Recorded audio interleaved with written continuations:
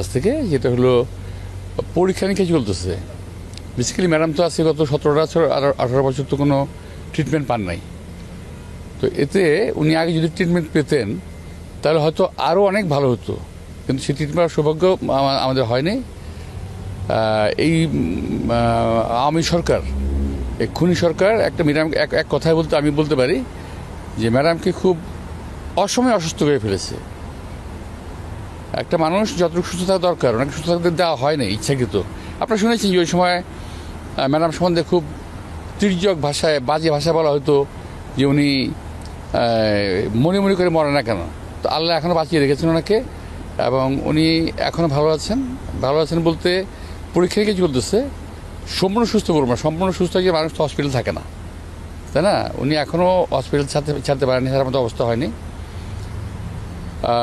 আমি দেখেছি মোটামুটি বাহ্যিকভাবে ভালো আছেন, ভিতরের অবস্থা আমি ডাক্তাররা বলতে পারবে। তো আমি সুস্থতা কামনা করি ওনার, আশা করছি সুস্থ হয়ে উঠবেন। দেশবাসীর কাছে দোয়া চাচ্ছি ওনার জন্য যে উনি সুস্থ হয়ে উঠবেন, যেন দোয়া করেন।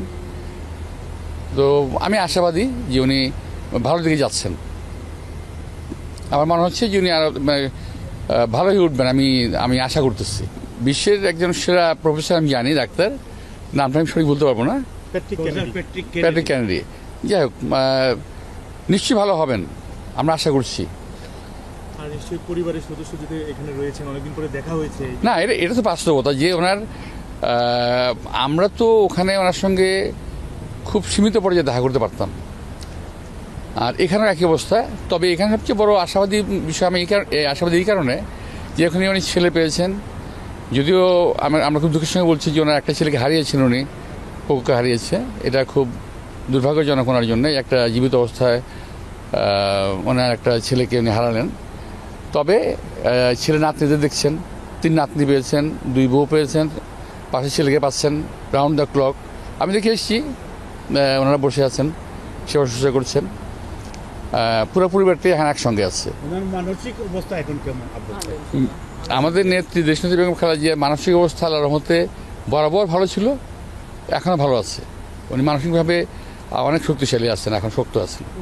রাজনৈতিক কোনো কথা আমরা বলি নাই, তবে উনি আমাকে জিজ্ঞেস করেছেন যে দেশের বর্তমান অবস্থাটা কী আছে এখন।